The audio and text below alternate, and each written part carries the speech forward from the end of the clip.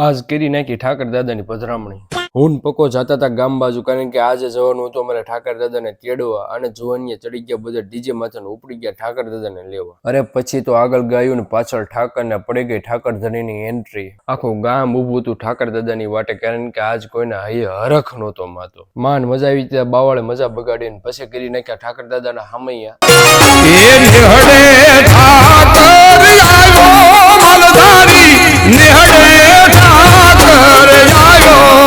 અને પછી ગોવાળીએ હોડા બેહણીની બોલાવી દીધી રમઝટ.